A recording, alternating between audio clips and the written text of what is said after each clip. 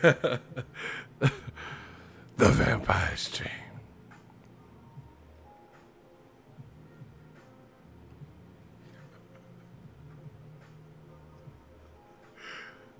Welcome to the Vampire.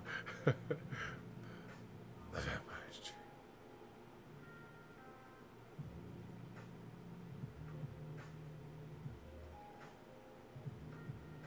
Welcome.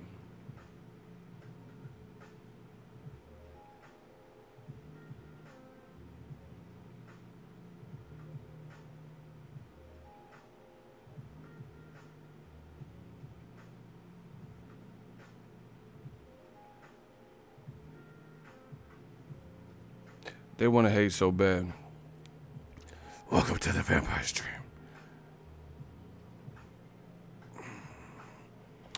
No, I'm meditating. I'm not fake sleeping. I told you, I learned that from Oprah. You know, this is a job, you know. So I gotta get myself mentally and spiritually ready for the Vampire Stream. I like to be loose. In case we have any hot seats. We got some shooters. The Vampire Stream.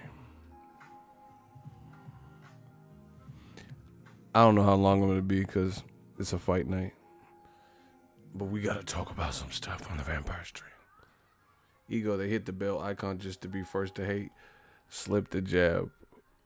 Who you telling? They want to hate so bad, man. I ain't even do nothing. Free my nigga Boogaloo. He ain't even do nothing, bruh. Free Boogaloo. They subscribe just to hate. Shit, did you see the super chats we was getting? The movement is getting too real, so they can hate all they want. Man, my dude Junior he dropped that bag. You know, and my dude Brian. You know, they really helped the movement on the last. Just go watch it. And don't take my word for it. Anyway, I'm up late like vampires do. Yo, dude put $200 on them haters. That's what I'm saying, bro. That's why I don't care. They can hate, bro. They can hate. We making moves. We making noise. We making move. You know what? Fuck it. Let's give them something to hate about. Listen, these dudes be tripping, acting like certain fighters are off limits. You know? They act like certain fighters are off limits, like nobody could have questions for their future. Nobody could give a constructive criticism or critique on their performance. They act like you just, you know, you can't say shit. This is the wrong channel for you, you know? Because we critique the game, we look at the game, we give props. I always give, on the Vampire Street, I always give, smash the like button, I always give props. I always give props when props are due. You guys seen the title. Now, Eddie Hearns. I really feel Canelo Alvarez, you know, it's funny because when Eddie Hearns, he was like snickering when DAZN was first like being announced to the public. You know, he said he's gonna put American promoters out of business. All the American promoters are gonna be pissed off at him. And I was just thinking right before this live stream, subsequently, the same reasons that they said these things are gonna happen, like, oh, we got the two biggest stars. Guess what? That's the same very reason that, you know, it's like live by the sword, die by the sword. The two biggest stars are under immense pressure right now. They're under an immense pressure to fight somebody of note from the fans. So they were like, you know, the same thing that Eddie Hearns was boasting about. That's the same thing that is, you know, having their fighters critiqued. Just look at it. DAZN, Canelo's fighting Rocky Fielding. You know, I told you I wasn't really tripping off the fight because he had two fights with Golovkin that were tough. you know, moved up to fight Julio Cesar Chavez Jr. So, you know, I was like, all right, cool. He's closing the year, fighting somebody that most people believe he's going to beat, you know he's going to win. But even that, I didn't even think, like, it's Canelo fight night. It's a Canelo fight night right now. And I don't feel the energy. Yet when Wilder and Fury were coming up and, you know, other fights this year, I felt like there was more energy. Same thing with Joshua's last fight. I think people were so spent on the whole Wilder-Joshua saga not panning out that they kind of mentally checked out and weren't really feeling the Povetkin fight. Like, you know, I'll watch it. Or, you know, I'll watch YouTube highlights or whatever AJ was saying. I'll go to sleep, you know, catch the highlights type shit. Now look at Canelo. You know, he's fighting Rocky Fielding. People are already like looking, you know, everybody's looking past Rocky Fielding. Me, I told you, I ain't seen nothing from Rocky Fielding. I've only seen him, like, I can count on one hand how many fights I've seen with him. You know, and one of them he was getting knocked out in the first round. So, you know, I'm not really a good gauge on what type of challenge he posed. The only challenge that I could think of is just the obvious. You know, he's almost 6'3". He's longer and bigger, than Canelo. And this is not Canelo's natural weight. You know, and Canelo did get a bit tired beating Chavez Jr. up at 164.5. But that was his first fight above 160. You know what I'm saying? He's had 2 fights with Golovkin, had the Chavez Jr., so maybe, you know, maybe he's more comfortable. And also Chavez Jr. is durable. We don't know how durable Rocky Fielding is because he's been stopped before. You know, Chavez Jr. has been stopped too, but he got stopped to the body, I think, with Fanfara. No, or he just got stopped. Like, he didn't get stopped like Rocky Fielding, put it that way. And that was at 175. So, you know, the pressure is mounting for DAZN and DAZN stars, because I told you in the last stream, there's no business that can prevail by expenditures only, just constant debit after debit. You can't just shell out cash. Like, even if you're a billionaire, even if you're a billionaire, yeah, he quit on the stool. That's what I'm saying. Chavez Jr. He quit. He, you know, it's a TKO, but he didn't lose. He didn't get, like, I look at it like Shane Mosley when he was fighting Anthony Mundine. Like, to me, I really consider nobody stopped Shane Mosley. He was having back spasms. I mean, it's a stoppage technically, but nobody, like, you know, stopped Shane Mosley like that. And that was like Shane Mosley after, you know, he probably should have retired or whatever. But anyway, you know, now Canelo, it's just pressure. People already looking past this fight. This fight is today. I don't feel no type of energy, you know, and they're already looking past who you fight next. So, like I said, any business, this is just common, like just business 101. You got to make a profit. Like I said, you could be a billionaire. Nobody's just going to keep zapping money into something that's not working. Now, again, DAZN is new, so they probably figured they're going to have to, you know, catch up or whatever you want to call it, spend a lot of money up front. But so far, that's all I've been seeing. Like even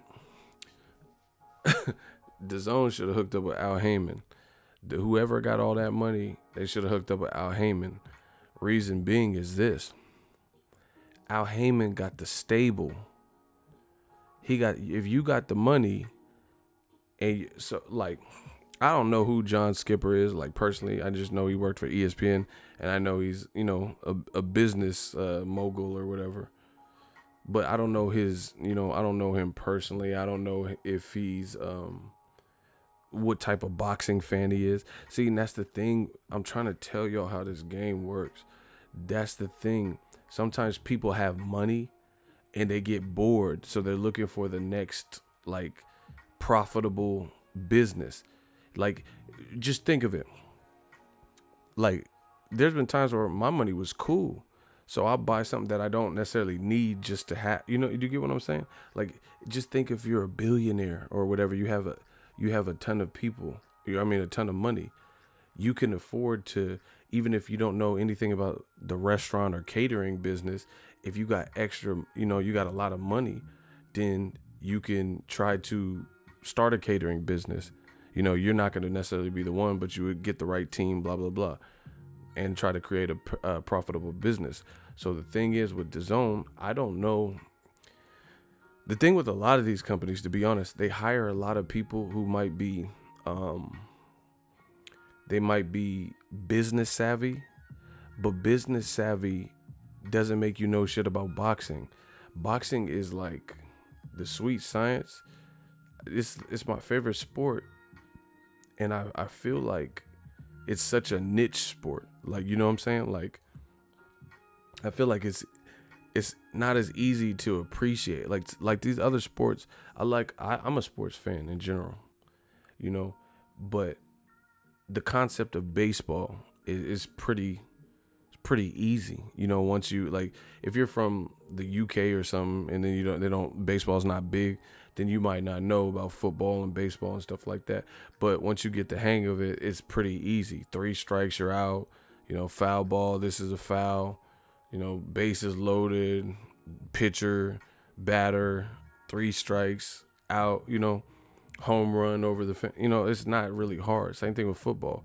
You're trying to get to the end zone. It's not really hard.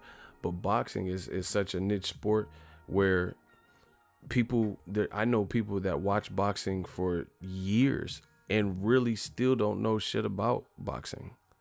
They love boxing, and the more the merrier, but they still don't know about boxing.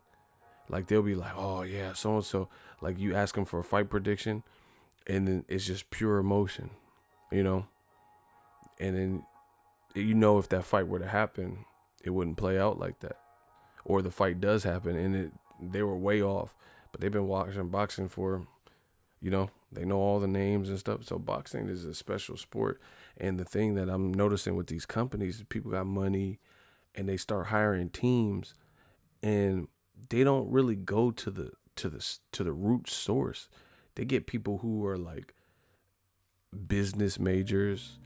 They have people who are like accountants, or just went to school for sports, like sports journalism, as opposed to like, I grew up boxing myself, or my dad was a boxer, or I've always watched boxing my whole life and this is my favorite sport. Do you get what I'm saying?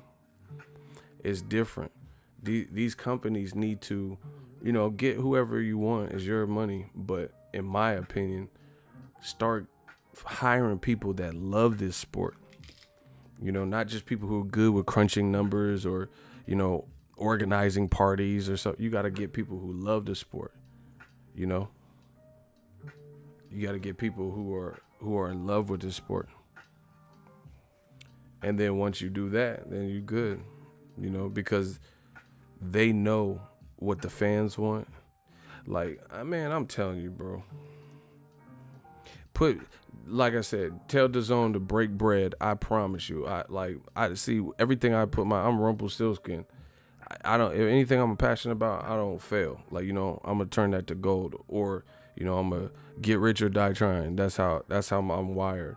Tell DAZN break bread and make me the creative director of some shit and give me full control, within reason. And I'll have the programming looking right. This is what I do. Man, come on, bro. That's what I'm saying. That's why digital platforms are big. Put it this way. How long I've been doing YouTube boxing? These companies are just now doing digital shows and shit. I've been doing this. You know what I'm saying? They're just now getting to the point where, they had like 24/7 and shit, but now you see these fight games and in studio shows and, podcasts and like get ESPN Plus, and then we're breaking down the weekly boxing news and just shit I've been doing, shit I like, damn near perfect. Like, I was doing this when they weren't. They're big boxes. You guys get what I'm saying? Bottom line, you got to get people that know what they're talking about when it comes to boxing. and you'll get the most bang for your buck. But anyway, DAZN, they got money, they're spending money. You got to get some of that profit back. The reason why I said they should have hooked up with Al Heyman. Ego, I wish you were the Dana White to boxing. Yeah, shit. Dana White gets shit done. Actually, the UFC is a good, that's a good parallel. I'm boxing all day over UFC and MMA. I don't have nothing against UFC, MMA. I'm not one of those people that, but boxing is number one, clearly. But I do give props to UFC for certain things. Like those UFC embeddeds, those are dope. And they've been doing that. The UFC embeddeds are dope. And I've always wondered why boxing doesn't take more of an approach like that. Like, for even little, they have not just Conor McGregor fights, like Khabib, Nurmagomedov and Conor. They do smaller cards. Like it'd be like Holly Holmes embedded, what's her name? Durandamy and Holly Holm. And they'll do an embedded for that. But boxing, they don't do that unless it's like Broner Pacquiao or something. They'll do all access. That's what I'm saying. These companies, they got to start getting boxing brains. Boxing brain, not just people, like I said, who are sports journalists and they just try to encompass all sports. Boxing is like, it's a certain slice of the pie, but you gotta really be on it. Anyway, the reason I said DAZN should have fucked with Al Heyman if they have all this money is because they're pitching DAZN to the USA. Smash the like button. They're pitching DAZN to the United States of America and Americans. They've basically created these business ventures or packs or, business relationships, conduits to release boxing with two promoters. One is an American promoter in Golden Boy, and the other is and was formerly predominantly a UK promoter. That's cool, but you took the two stables, the two promoters that don't have big American stables, and they're both on your new streaming app that you have to convey this message to the American fans that you should get this. You should spend $10 recurring out of your money every month. So that's the big trouble. And I honestly, I don't know the people from DAZN, like the higher ups and shit like that, but I honestly want to say they thought it would probably be, like, if I had to take an educated guess, I would say they thought it would be easier to flash some money and start signing people than what it actually is. Because you got to understand, Lomachenko, Terrence Crawford, Gervonta Davis, those guys have promotional contracts. They're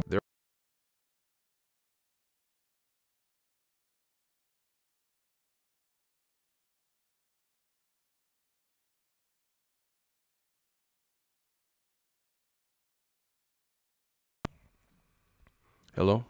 Can y'all hear me? Yo. Y'all can hear me still?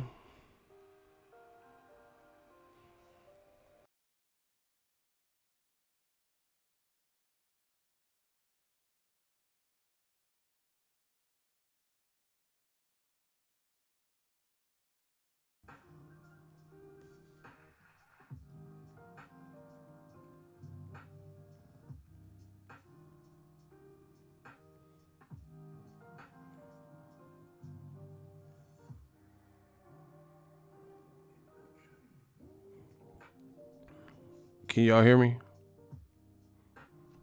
Can y'all hear me? If y'all can hear me, put 5, type 5.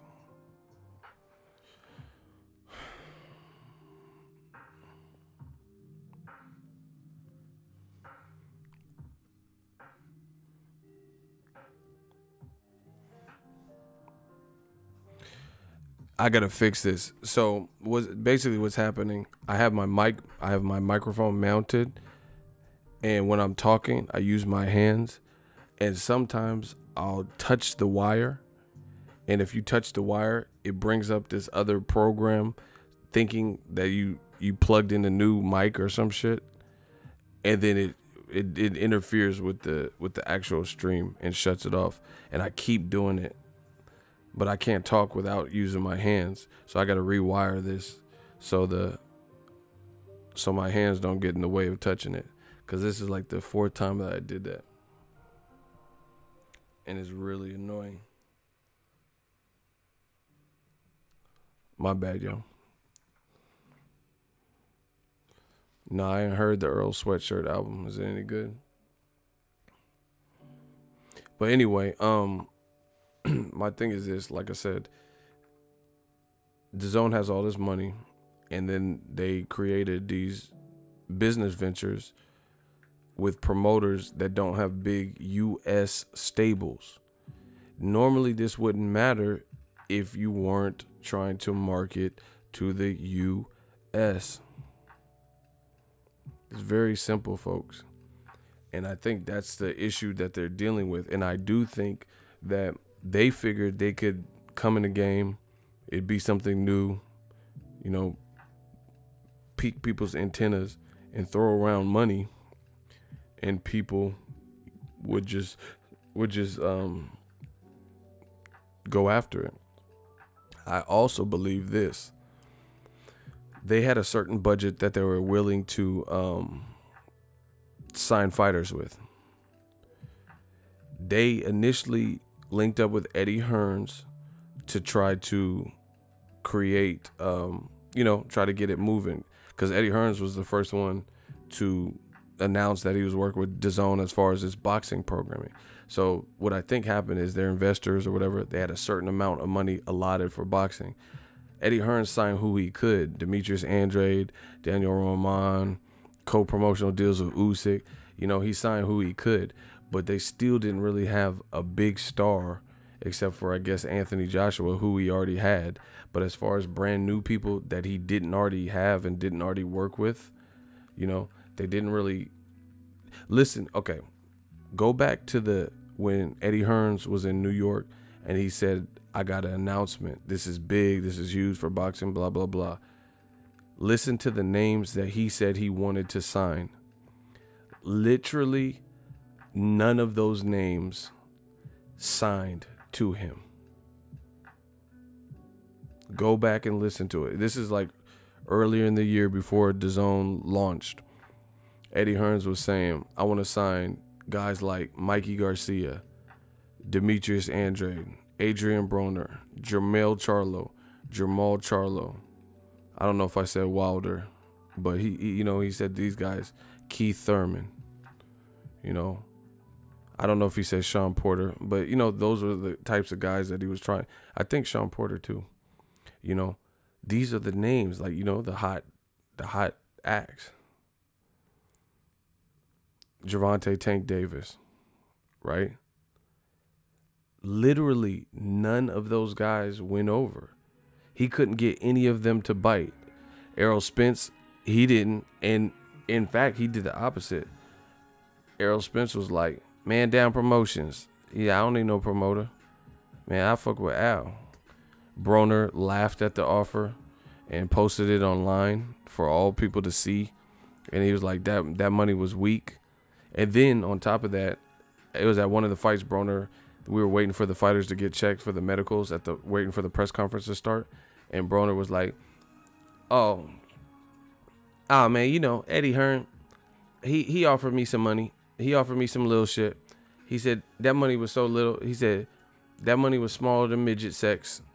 That's what Broner said. He said the money that he got offered was smaller than midget sex. So Charlos was like, man, I don't even know Eddie Hearn. Then started Lions Only Promotions. So literally, go back to those videos.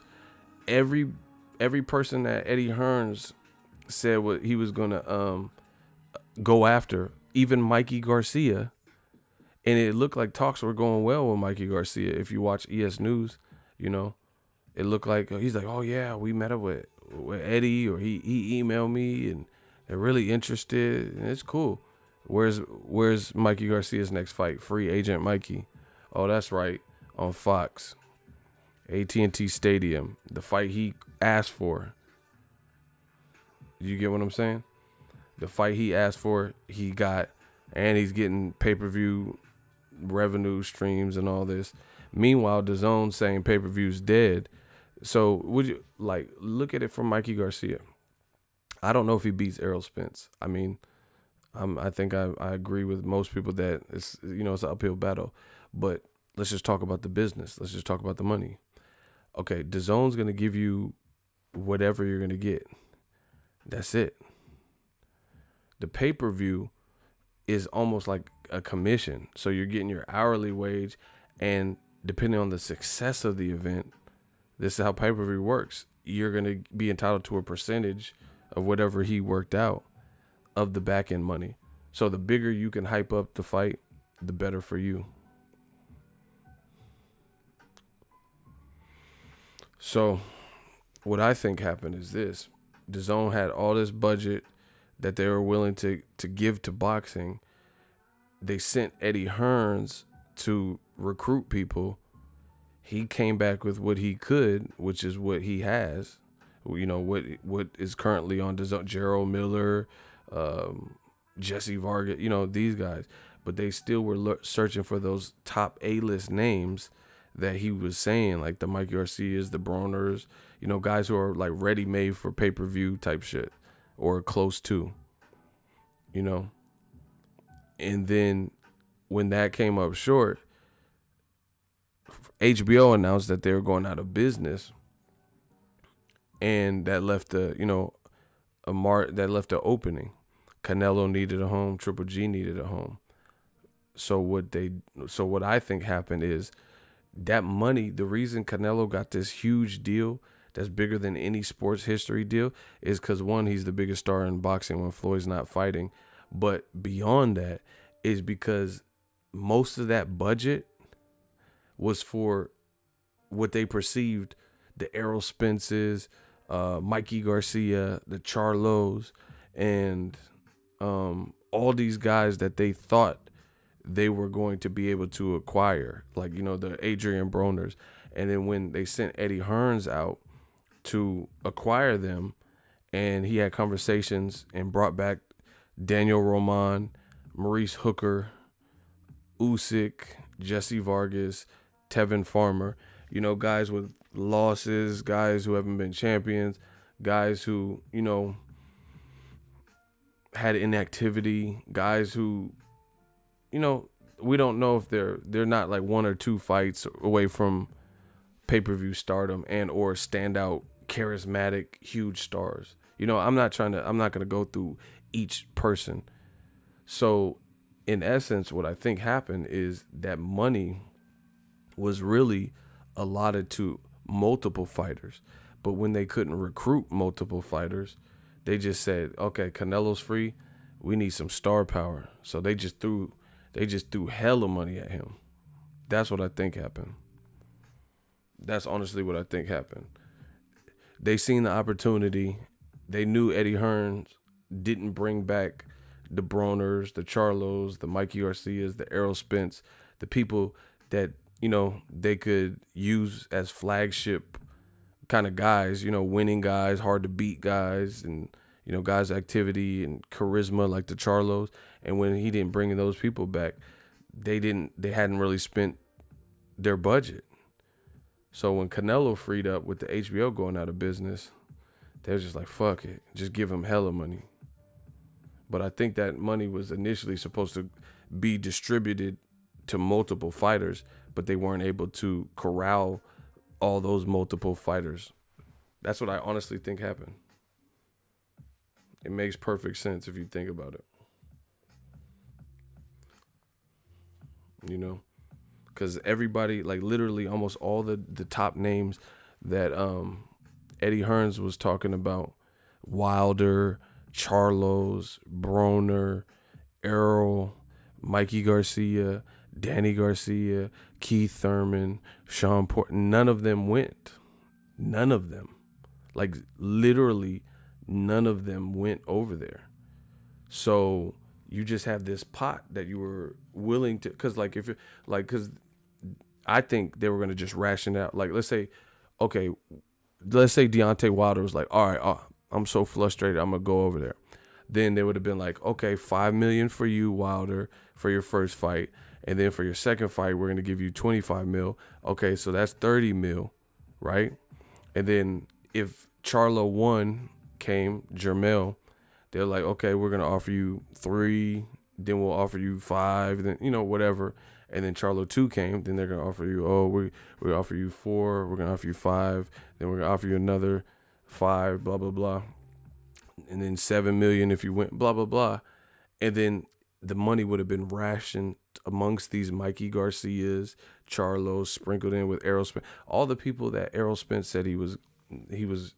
I mean, it's not Errol Spence. All the people that Eddie Hearn says he was trying to recruit.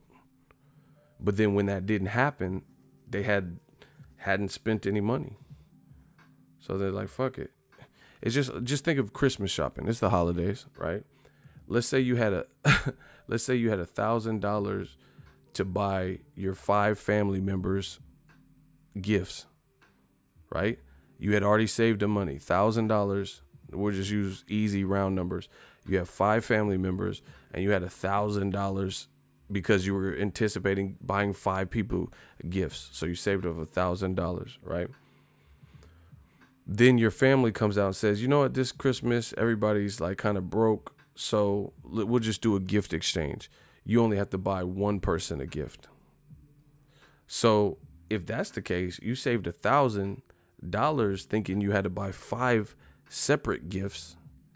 But since you no longer have to, because you're just doing a Santa swap or whatever it's called, and only buying one, picking names and only buying one family member a gift, then you can afford to buy that one person a more expensive gift and then keep the rest of the money, or dump, buy, if you wanted to, buy someone $1,000 gift, or, a lot more. But if you had to distribute and buy 5 gifts, you couldn't buy one person a $900 gift, and then give 4 people, $25 gifts. That wouldn't balance out. And I think that's in essence how Canelo, he kind of lucked out. It was perfect timing. I really think that's what happened. They anticipated being able to persuade more people over, like more A-side Al Heyman guys over. And when it didn't happen, they were stuck with this budget. So they seized the opportunity. They're like, all right, Canelo, we need you. But fast forward to the future. Now what that means is they still don't have that many stars, like big stars. So they're going to have to lean on their 2 biggest stars. That's like why you see the title of the video. It's a lot of pressure for AJ. His stock is dropping. It's the reality of it. You can have all these man fans say whatever, but just go, put it this way. Go to his social media. I was on Deontay Wilder's social media. I was on Tyson Fury's social media, and you're always going to find some bullshit, but I didn't see no excess amount of like bullshit. I was on AJ's social media where he posted the first take clip.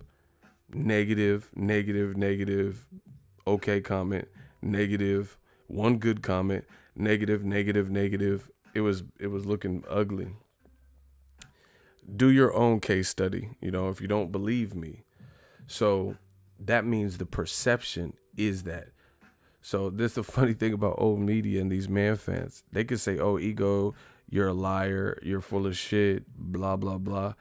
But you're doing all that. You're not changing the perception of what people are saying, like Joe Rogan, like the people on social media, like new media, like everybody else on YouTube with half a brain, so your resistance is futile. Like nobody believes you, all saying, oh yeah, Wilder, he should just, if he really wants to fight him. It doesn't work like that, because he came off a controversial draw. He got to settle that, most likely he got to settle that, how's he going to just skip to Joshua? And why would you want to skip to Joshua when his team was hard to deal with and they were lowballing you? Versus these motherfuckers, they think these dudes is playing checkers and we playing chess. Listen, These dudes is playing chess. No, we playing chess and they playing checkers. It's period. That's how it is.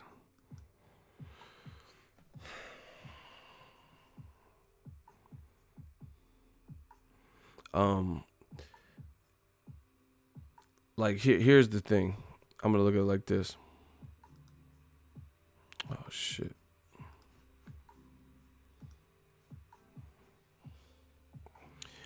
Joshua was silent as hell. Silent night, sleepy night. Wilder and Fury have a controversy. Both verbally and publicly agree that the rematch should be the next order of business. Everybody surrounding, like from Frank Warren to Steven Espinoza to Ben Davison to Tyson Fury himself to Wilder himself to JD, all of these people say they're down for the rematch. The WBC, now Joshua wants to resurrect this argument and talk about, oh, if you care about, this is what Eddie Hearns and Anthony Joshua are now talking about. They're saying stuff like, if you care about your legacy, you will fight us on April 13th. So what about when he was trying to fight you in September? See, they're trying to do it's like the old switcheroo. You ever seen Beetlejuice? I don't want to use this example if y'all ain't seen it. Anybody seen the 80s movie Beetlejuice with Michael Keaton? Yes or no? Has anyone seen Beetlejuice? Classic movie, Tim Burton. Anybody? Okay, cool. Some people have seen it. So the very last scene in Beetlejuice, you had that voodoo pinhead, shrunken head motherfucker, and they're waiting at a doctor's or whatever, and Beetlejuice grabs the ticket from the little ticket dispenser, and it says, his is like super long, and the other guy is like a couple patients from being called. So what Beetlejuice does is the old switcheroo, and he tries to switch the ticket. Do you get what I'm saying? He switches his long ass ticket with this pinhead voodoo priestess or whatever, and then he takes the guy's ticket. Eddie Hearn is Beetlejuice. I've seen the Exorcist 87 times and it just keeps getting better. Nice fucking model. Eddie Hearns is Beetlejuice because that's exactly what he's trying to do. Yeah, come on, say my name, Beetlejuice. Eddie Hearns is Beetlejuice. I might start calling him that because he's trying to pull the age-old switcheroo. Joshua's Beetlejuice and Eddie Hearn. They're both Beetlejuice. Joshua's actually Beetlejuice. Maybe Eddie Hearns is the black and white, Foot Locker uniform he's wearing. Because they're trying to pull the age-old switcheroo. Trying to switch the tickets as if this pinhead, the motherfucker's eyes was bulged out his head. You think he didn't see that because he got a little head? Pause. That sound weird. Little head. But you know what I'm saying? The motherfucker's eyes was looking like this and bug-eyed and shit. What the fuck? You know what I'm saying? You think he didn't see you switch this is what Eddie Hearns is doing. They trying to switch the ticket like we can't see it. Nah, that's some Beetlejuice shit, bro. They're trying to. Okay, so let me get this straight. When Wilder was like, "You a coward," and doing PBC commercials and shit, calling you out, silent, all quiet on the Western Front. You end up fighting Povetkin, which we all, or at least me, I told you all along that was the MO, that was the plan, that was the motive. Wilder's yelling and popping blood vessels and pulling out rocket launchers and all, all this shit. Wilder says he's fighting Fury. They doubt it. They say Fury's gonna pull out. Fury's gonna, pull his groin and not make it to the ring walk and all this shit. None of that came true. Joshua was quiet as fuck. And then after they fight to a controversial draw, after they get on conference calls and social media and verbally and publicly declare that the rematch would be the best thing, Now they're freezing you out. They're freezing you out. You don't like that. Now all of a sudden you're saying, hey, do you care about Undisputed? Fight me April 13th. Do you care about Legacy? That's the old switcheroo. That's the old switcheroo. You know, why are you asking if he cares about Legacy when he was pressing you, when he was offering you 50 million? Now you're trying to switch it on him to make it look like if he doesn't fight you next, we were down to fight. We said it on ESPN First Take, and you simply didn't come to the table. Once you know he's involved with another person, you know that's like beyond obvious. It's beyond obvious. I use this example, but I think it is very befitting. If there was a girl practically begging to go on a date with me, she had a high level of interest, she was really into me, and she was like, yeah, we should just go out, let's just hang out, it'd be fun, you know, I suck, yo. No. You know, she was just down. She was down. And I keep fronting her off like, oh no, I'm busy, oh I gotta work, oh I'm not, oh I can't. And then I don't talk to her for a little while, and then I see her post that ultrasound picture, you know, a month later. Then I call her. So she posts an ultrasound picture, and it's not my baby because we never hung out. And you see it on Instagram. Oh, you see the fucking ultrasound picture, and then now you want to call her. Hey, Lisa, what do you say we get together and go on a date? She just posted a fucking ultrasound, babies looking like this and shit. And it, you know, they be having them 3D ultrasounds and shit. So you see the baby throwing up gang signs, talking about Treyway and, you know, flipping you off and all this shit. Them 3D shits is scary. The babies be winking and shit. Them 3D ultrasound kind of creepy. Can he see me? Why is he looking at me? But anyway, she posted ultrasound. Now you want to hook up with her. But she was, for months, she was pursuing you, and you did nothing about it. But now she, you know, found someone else, and now all of a sudden you're interested in her. This is AJ. This is what they're doing. She posted ultrasound or engagement. Fucking, you know, girls be putting rings in their bio, all this bullshit. You know, she putting ring pop pictures and shit. And now you want to hit her up. Obviously, she's involved with somebody, or she, you know, something's going on, you know. Now you trying to hook up and take her out and, you know, swoon her and sweep her off her feet and shit. This is AJ. Wilder Fury buildup. AJ's in your backyard. Good morning, Great Britain, and you asleep. You said good night. You know, you sleeping. He's literally there calling you a coward, yelling in UK cameras. And then I didn't hear no response, no rebuttal. See, that's what I'm saying. This game. Like and this is why it's coming back to bite him, because they thought they were too good to respond. Like, I don't know, they were trying to be like Hove or something. But you got to play it smooth. Hove play it smooth.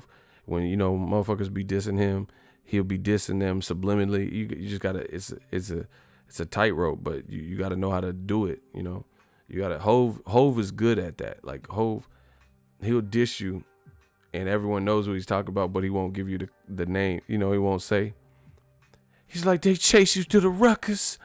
Like, oh shit, he got that Jim Jones in camp. Everybody knows what he's talking about. You was throwing up the rock, but they chase you to the ruckus. Yep. You know, Hove is, you got to be strategic with it. AJ and them is like tripping over shoelaces and shit, trying to stage the switcheroo. It's too, you know, you got to be precise. It's not even obvious. It's not even convincing. He went on ESPN First Take. Like, ask Wilder, not now because he's focused on Tyson Fury, but back then, ask him. Showtime had a little bio. Wilder, I think, was by a window. They're like, who do you want to fight next? He's like, Anthony Joshua, and I will knock you out. Joshua, you think it's a run? direct. He's looking at the camera saying, Anthony Joshua's, and you will get knocked out. Ask Anthony, or Anthony Joshua, gets this appointment with ESPN. They're asking softball questions. And then, he didn't even sound like firm in the call out. He was like, yo, listen, I don't know what else I have to say. Listen, I want to fight Deontay Wilder. I'll fight anybody. We don't want to hear you fight anybody. Nobody cares about anybody. They wanted you to fight Wilder. Do you know what I'm saying? Like, why is it? It's like Joshua, he's probably a nice dude, but he wants to play his own way, that prima donna stuff, and act like nobody's on his level. But people are on your level. And even if they're not quite on your level in terms of critical acclaim or success, they're not that beneath you like you're trying to make them. So it makes you look bad when you don't respond to those people.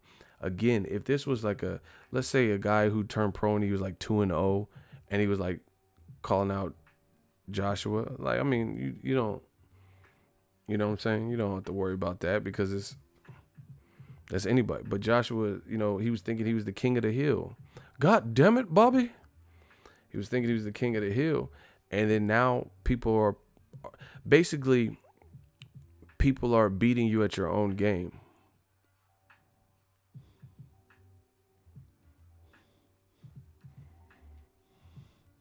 You know what I'm saying? And that's what's bothering them.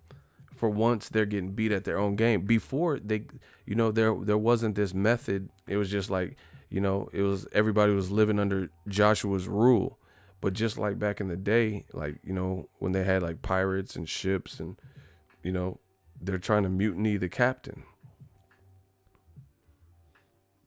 That's what's happening.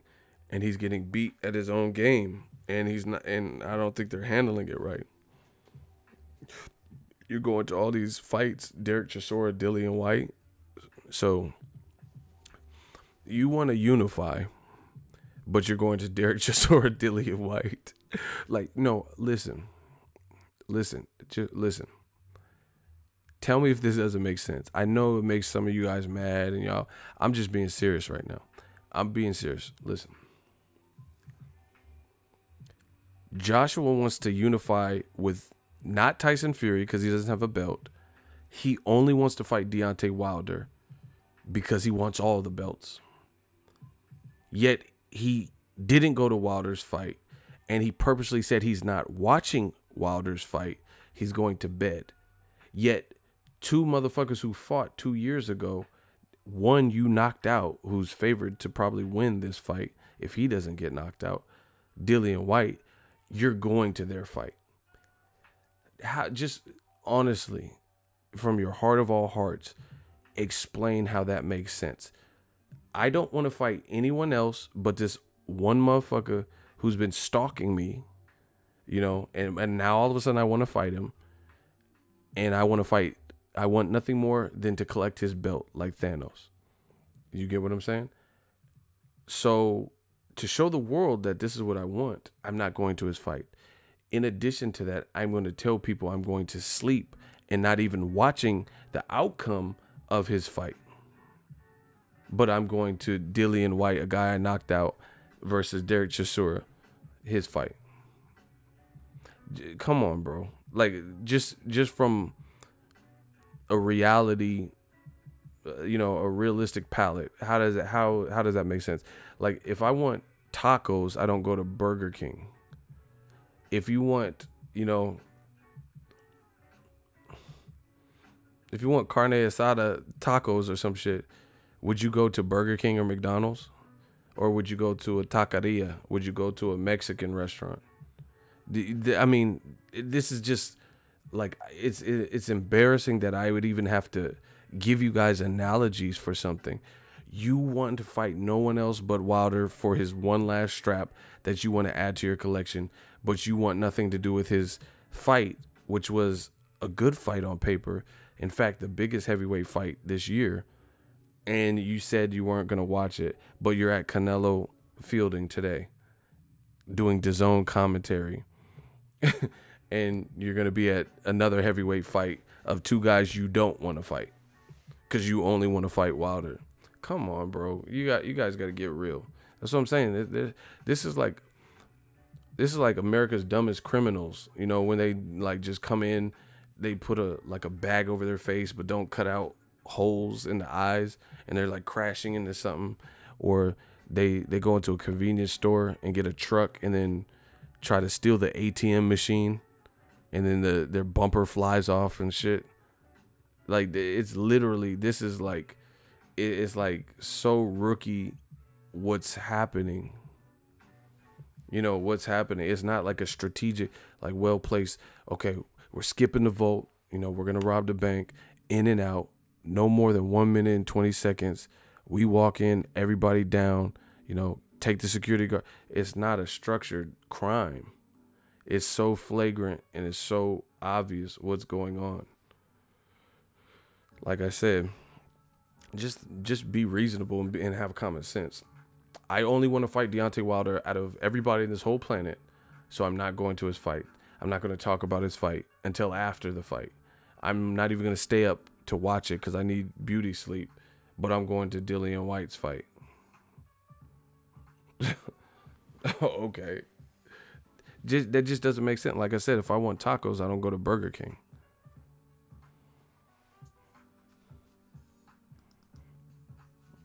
You know, Joshua's the only one in America that wants Mexican food, but he's going to Subway. Yeah. Oh, what do you mean you don't have carne asada? It's fucking Subway. Jared's in jail right now. Why would you go looking for like refried beans and all types of shit at Subway? Like,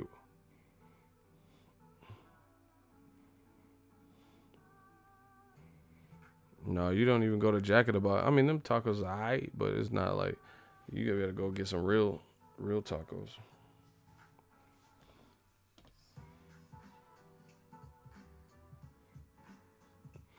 He said, bruh, I ain't even the biggest Tevin Farmer fan, and he had my bitch ass up at 7 a.m. watching his fight when he fought Billy Dibb in Australia. Exactly. That's what I'm saying. Same thing with Rigondeaux. Rigondeaux fought Amagasa and had him looking like an X-Men, and it was in Japan, so I had to stay up hella late. I was watching it like right now, somewhere around this time. You know, everybody does it. Everybody does it. True box. That's what I'm saying. Boxing fans, not even people who are fighters, boxing fans watch these, stay up and make these sacrifices. But Joshua, you want to fight Wilder, but you won't make the sacrifice to even stay up and watch his fight, let alone not be ringside.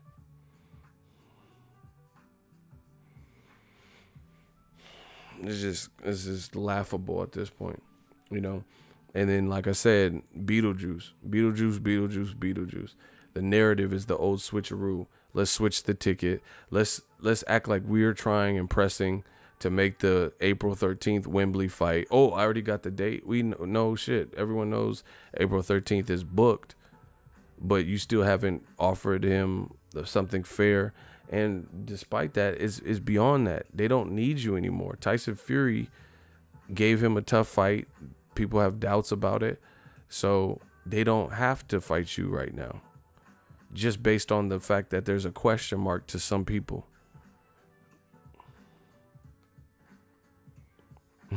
Shout out to Bertrand. He said, I'm helping my dog deliver her puppies and listening to my boy Ego. I hope everything is successful. Shout out to the new puppies. You know, it makes no sense. Like I said, like Wilder and Fury, I hope neither one of them give in. I don't want them to fight Joshua in April. Yeah, I said it. And it's not that, clearly it's not that I don't want to see the fight, but I don't want them to be persuaded from doing their own thing. You know, this is karma. This is karma to how Eddie Hearns and Joshua thought they were king of the hill, and how they try to play them and they try to box them out. And now they're coming out with their, you know, with their own game plan, and it's leaving Joshua looking bad. So, you know, Tyson Fury and Wilder should fight next. You know, And then like you did this. That's what I'm saying. It's like rookie night. It's like open mic night. It's like amateur hour. Eddie Hearns is really trying to spin this.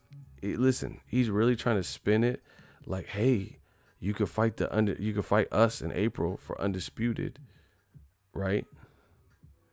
Or, you know, you could fight Tyson Fury. So which one is it? Fight us for legacy or fight Tyson Fury? How is fighting Tyson Fury not legacy?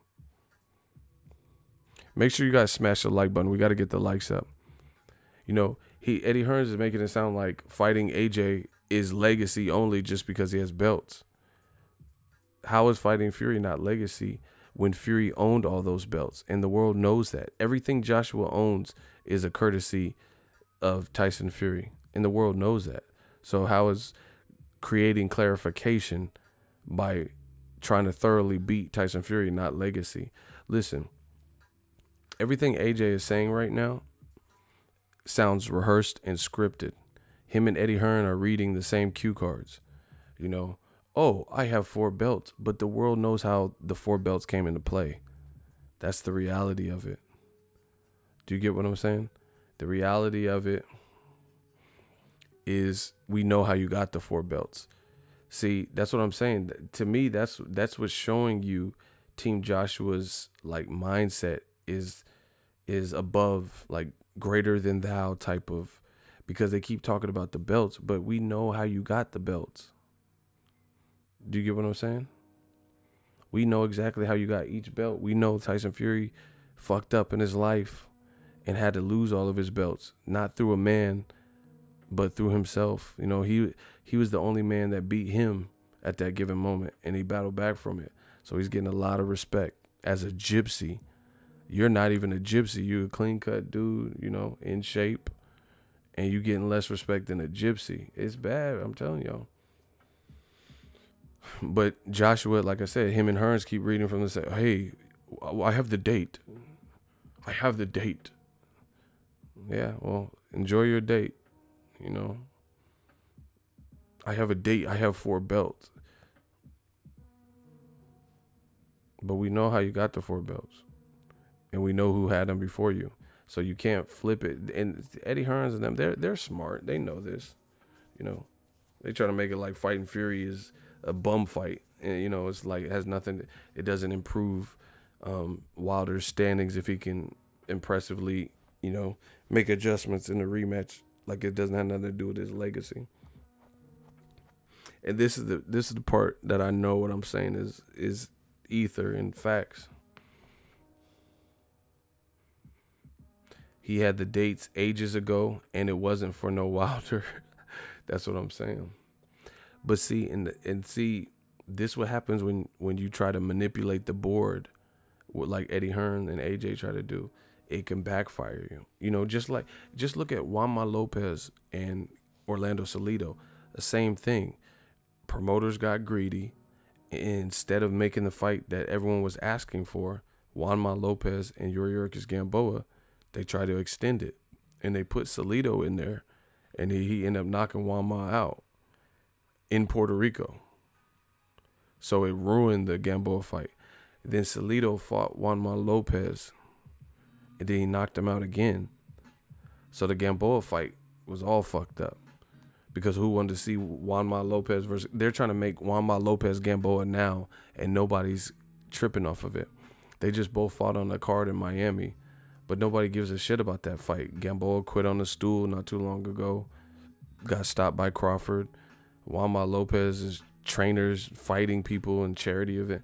You know, nobody's tripping off that fight now. Same thing with Mikey Garcia. Mikey about to, you know, damn near sell out AT&T Stadium with Errol Spence. But back in the day, Mikey Garcia versus Gamboa was a big fight.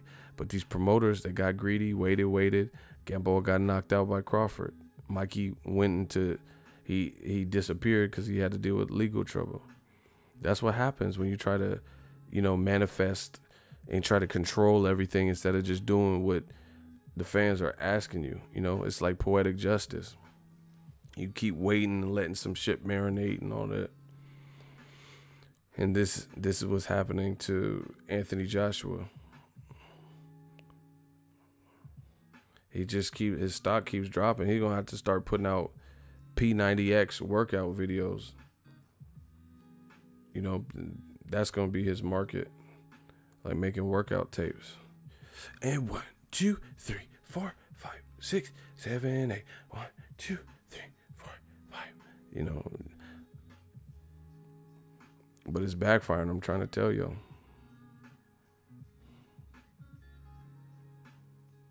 And they know it. That's why that's why they're all hasty now and like why would you switch your demeanor?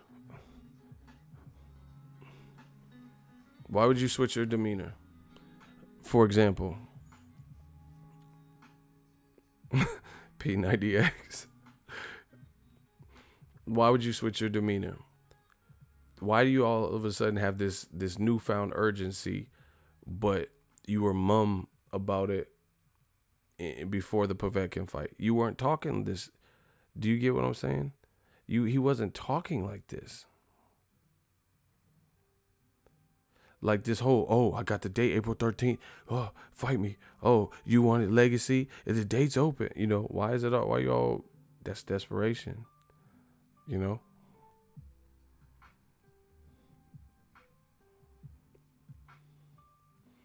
You know, it reminds me of, like, let's say sales.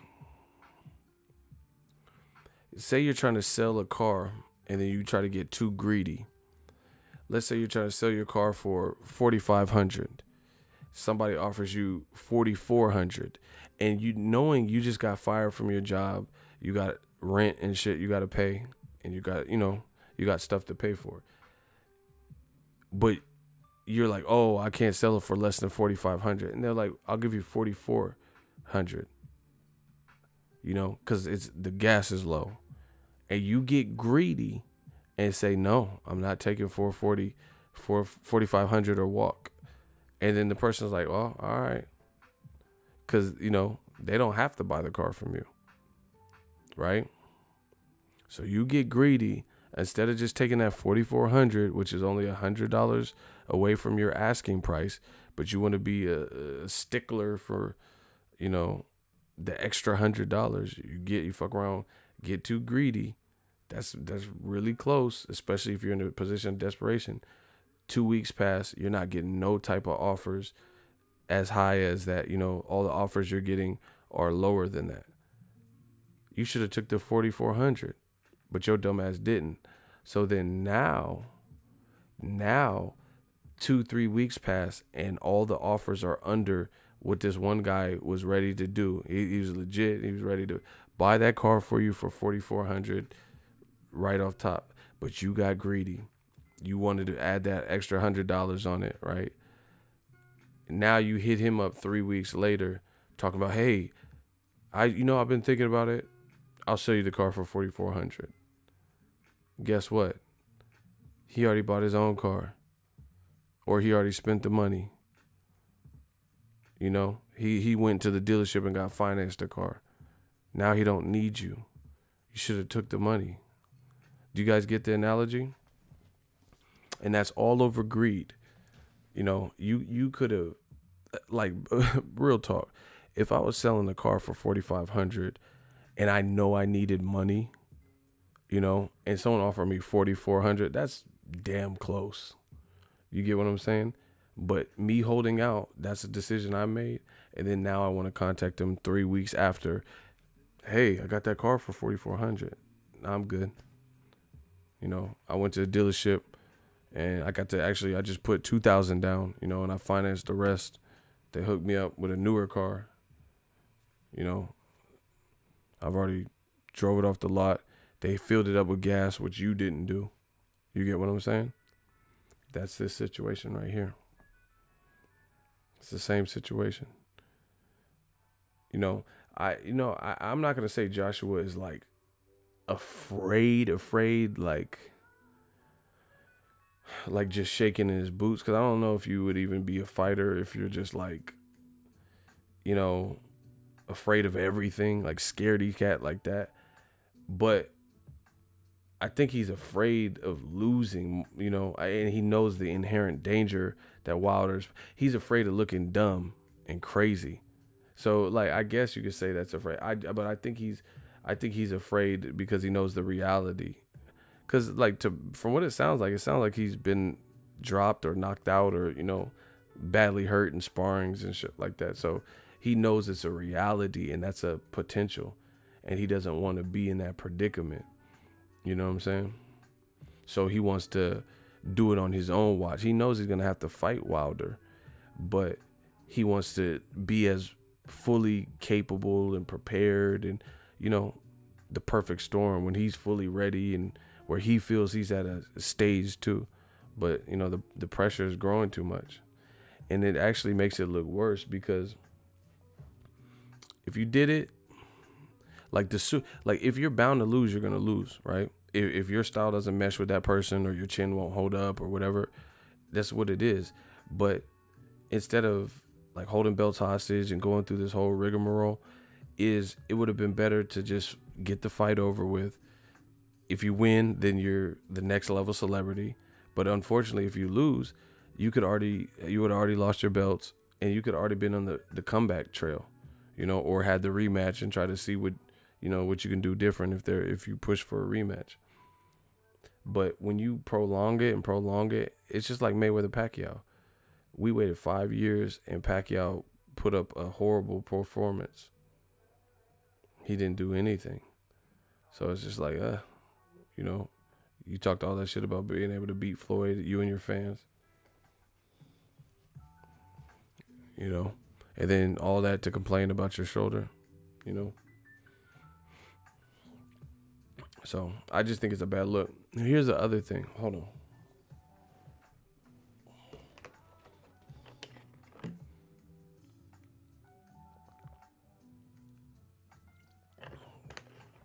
Like I said, it sounds like Eddie Hearn and Joshua Reed from a script. Like fortune cookies. You ever go to some like a Chinese spot like frequent enough, and then you got the same fortune at different times before? That's how it is with Eddie Hearns and AJ. It's like they just all keep saying the same shit. Oh, I'm not here to sell my soul, sell my belts. What I never even understand. What does he be talking about when he says I'm not trying to sell my belts? What are you talking about? Sell your belts? I never. Does anyone know?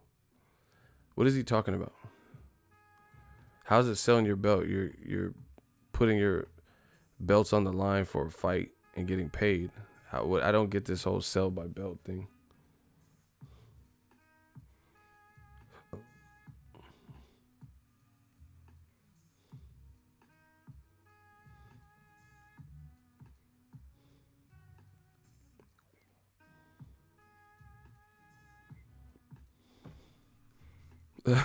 Who the fuck?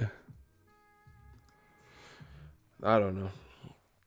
The other thing is pretty comical with this Joshua shit is this. Just look at it. Anthony Joshua was on ESPN First Take, and he says he did this half-ass call out. I want to fight Deontay Wilder. I don't know what else I could say. Like, all that is unnecessary, saying I don't know what else I could say. Just say I want to fight Deontay Wilder. But he was like, I want to fight Deontay Wilder. I'll fight anyone. I mean, I'll fight Tyson Fury. And then later he said he wouldn't fight Tyson Fury because he don't have a belt. You made it worse because that made it confusing. You said you'll fight anyone, and then you just told Max Kellerman you ain't trying to fight Tyson Fury because he don't have a belt. But you know what the funny thing is this? You got to listen to what people say. Listen to what people say. He's now claiming that April 13th, I have the date. Now that Tyson Fury and Wilder got their own lane without him, right? And he says, I only want to fight Wilder because he doesn't have a belt. I mean, because he has the belt. And I don't want to fight. He openly said, I don't want to fight Tyson Fury because he doesn't have a belt, right? One, that's bullshit because Tyson Fury just came off, a great performance. Whether you had him winning or losing, a great performance. And he's your domestic rival. Fighting Tyson Fury, he's the lineal champion still because it was a draw.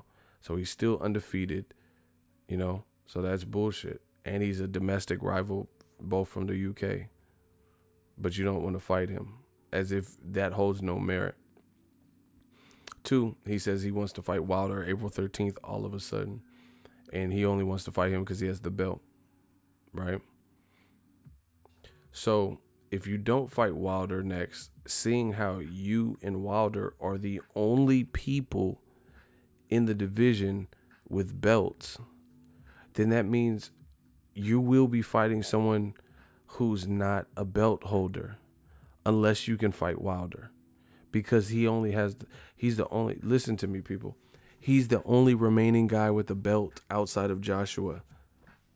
Joseph Parker don't have a belt no more, but he got a knockout wins. Shout out to him. I don't really know his opponent, Flores, but shout out to Parker. These other guys don't have belts. So basically, if you don't fight Wilder next, then anybody you fight is not going to have a belt. So then that means you don't want to fight anybody. So if you can't get Wilder, then you're not going to fight anyone in April. What are you going to do? How are you going to, you've been holding the Wembley date since August. So if Wilder, if you can't come to an agreement, then what are you going to do? They're screwed. Okay, so they're like, they're screwed. He's saying he wants to fight. He doesn't want to fight no one else. Or he said he don't want to fight Tyson Fury because he don't have a belt. Okay, so then pay Wilder, what he's been asking for. And he's not saying that. He's saying, oh, no fantasy contracts. I deal with reality. So it's not going to happen. Okay. That's what, bro, I'm telling you, they're playing straight up checkers. Okay, let me, because I took too long to put it all together. Joshua on First Take, ESPN First Take, he says, I don't want to fight Tyson Fury. And then Max Kellerman said, hey, but he's the lineal champion. He's like, oh, what is this lineal? I don't know. Whatever. And he's like, yeah, but I'm not worried about Tyson Fury. He don't have a belt. Which means the only person you can fight with the legit heavyweight belt outside of yourself is Wilder. But then you're also on record saying Wilder has to be realistic. There's no fantasy contracts. He has to come to the table. No fantasy contracts. Then you don't want the fight because he already told you what he already said, 50-50 or no fight. So the fact that you're saying no fantasy contracts, that leads me to believe that you're not giving him 50-50. But I thought I thought you only want to fight him because he has a belt. So you have to give in a certain way. You have to concede. Okay, so now you're saying you want the belt, and he's the only person with the belt, so you don't want to fight anyone else because no one else has a belt but him. But then you're also being stubborn and saying, I'm not giving him 50-50. No fantasy contracts. Come on, then how do you want the fight? Why are you talking about no fantasy contracts? Like, if you want the belts, you want it for legacy, then why are you talking about fantasy contracts? That's what I'm saying. You can tell by how they're talking they don't want it. You can tell by how they're talking. Because if you okay, Wilder's the only person in heavyweight with the belt. So you just limited all your options to one man. But then you don't even want to, you want to A-side the one man. You don't want to give him what he wants. So you're kind of in a pickle. Okay, so you don't want to give him what he wants. He already told you what he wants. All right? You don't want to fight Tyson Fury because he doesn't have a belt, but you're not willing to give the only one person that you want to fight that has a belt, you don't want to give them what they want. So how's that going to work? Among other issues like Showtime's heavily vested in Deontay Wilder and DAZN, how are they going to televise it? So once again, it makes more sense for Deontay Wilder. Like Joshua, his team, I don't know. They need a PR person or something because they're not doing a good job. They're doing a horrible job with the damage control. Because again, just listen to this. Just listen to this. They're doing a horrible job with the damage control because they keep saying stuff like fantasy contracts. Don't put out. I don't want no fantasy contracts. He has to be realistic. It's about reality. And I've worked for this. But then he's saying, it's just all over the place. On First Take, he said, I don't like talking about numbers and money and finances. But he has to be realistic with the contract. I thought you don't like talking about this. No fantasy contract. But I don't like talking about this. This is what he says on First Take. It's unbelievable. It's unbelievable. It was a horrible attempt at damage control. Because if you don't like talking like that, then you probably wouldn't talk like that. How do you go from saying, I don't like talking about, like, basically, I don't like talking this A-side talk, and then talk the A-side talk? Like, I think that, and the worst part about it is they think they're outsmarting somebody, but they're really not. So you don't want to fight no one that don't have a belt. Then why are you going to Dillian White, Derek Chisora, scouting them? They don't have the belt.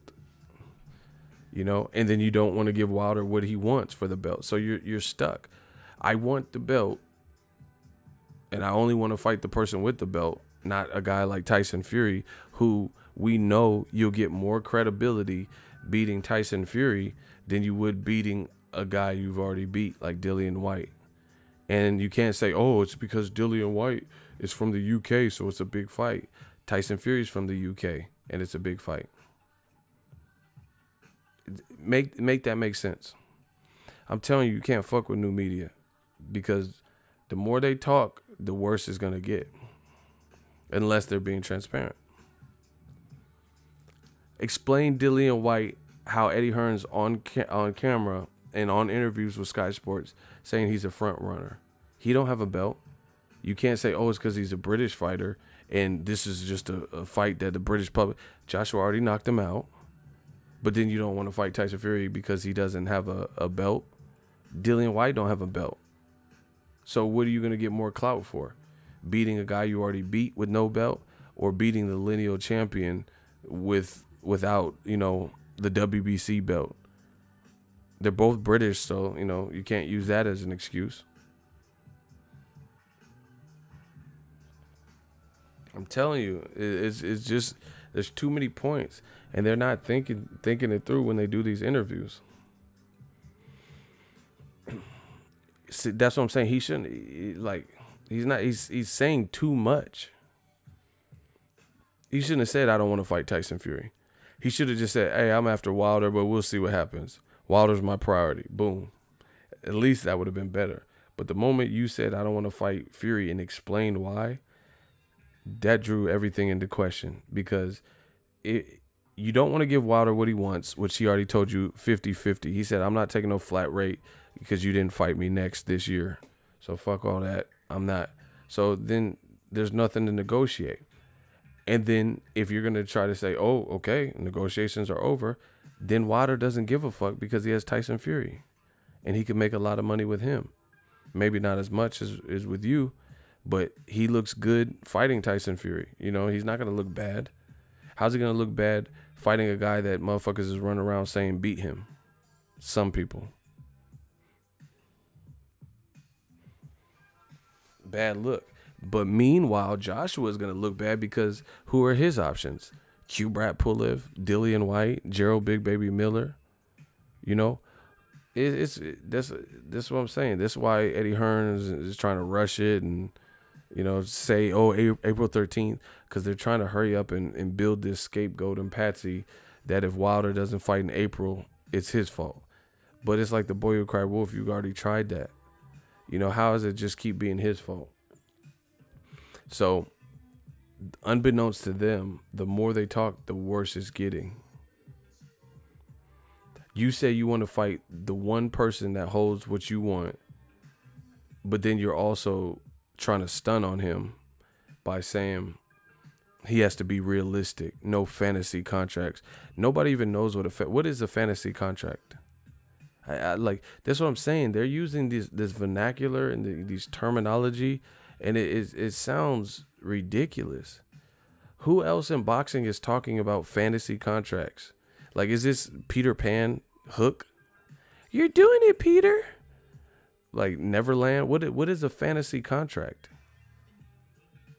Like, somebody please define what a fantasy contract is. I've never heard a fighter say, yeah, I want to fight him, but we ain't fighting if he want a fantasy contract. What is this fantasy contract? Somebody, that's what I'm saying. It's like Joshua, he sound like Damon Wayans from In Living Color.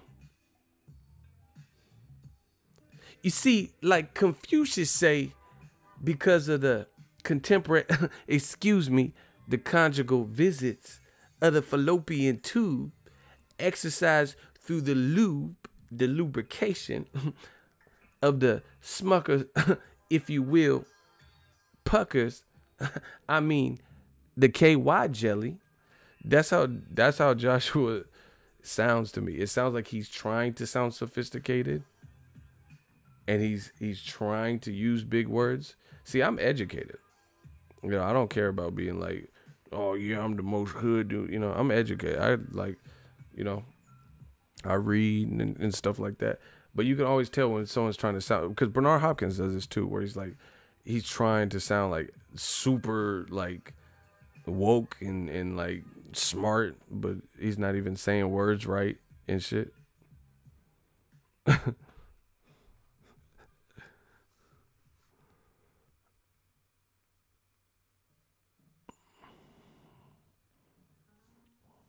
That man Joshua is in a world of hurt. It's one thing if you're actually using words right, but like I heard like Bernard Hopkins, like he'll use words and then, like he's saying certain words wrong. Like you're not even saying the word right, but he's trying to sound like super smart. You see, the people in the retribution of Canelo, like what? Anyway, that's what Joshua. What is this fantasy like? That's what he reminds me of. Like he's trying to sound like real, like astute and like real. I'm proper Joshua, but you're not even like making sense with some of the stuff. Like these comments, like what is? Somebody please tell me what a fantasy contract is.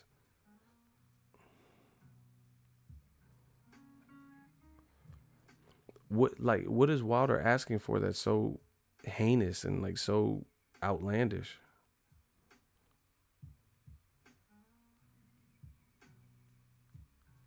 Fade into Bolivian? Who said that?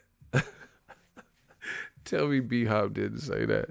See, I noticed this stuff. I gotta write it down like when I hear it, like cause I could hear. So it said fade into Bolivian. Yeah, I'm real big on linguistics, and some people like you could tell they're trying to sound smart, but they'll be like, yeah, you got to be more Pacific. Like, motherfucker, it's not Pacific. I got to be a fucking body of water, an ocean. You dumb motherfucker. Motherfucker, yeah, be more Pacific is specific, you dumbass. I hate when people say shit and they think they doing something and they don't even know what they talking about. Be more Pacific. You want me to be the Red Sea too? Hell no, dumbass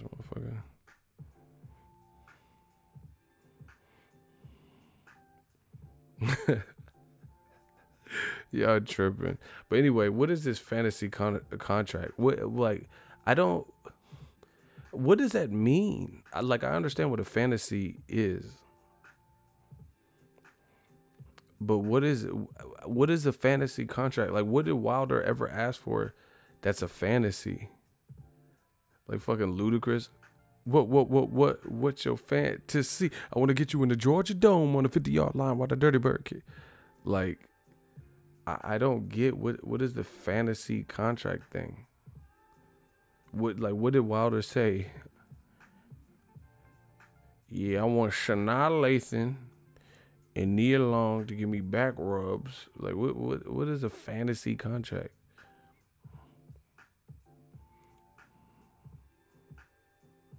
You ever seen that movie Trippin'? It's like an old school movie, Trippin', and he was picking his colleges, and then he was like the girl like she like flashed him or whatever, and he's like daydreaming or whatever, and then he act like he was like kissing on her like chi-chis or whatever, and he was like licking, and then he woke up from the fantasy, and he was like eating the yolk, and he was like, because he was like in the fantasy, it was like a sexual fantasy, and he was like, "This some good ass yolk, this some good ass yolk." I know some of that's. Oh my gosh, y'all gotta watch the movie. This some good ass yolk. This some. His family was looking at him like, "What the fuck?" Somebody said Joshua must have played Final Fantasy before the. I'm done, bro. I don't even know what that means. The fantasy contract. But what is it? What is the fantasy like? What is Joshua? What is he expecting Wilder to ask for?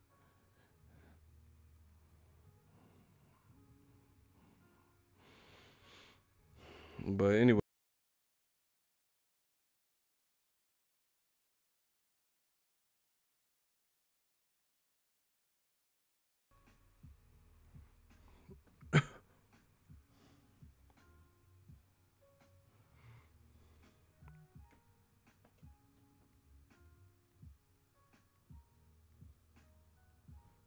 I gotta switch this wire out. There's something wrong with it. Anyway, that's my time.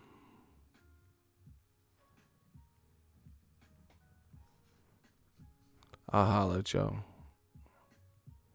The vampire.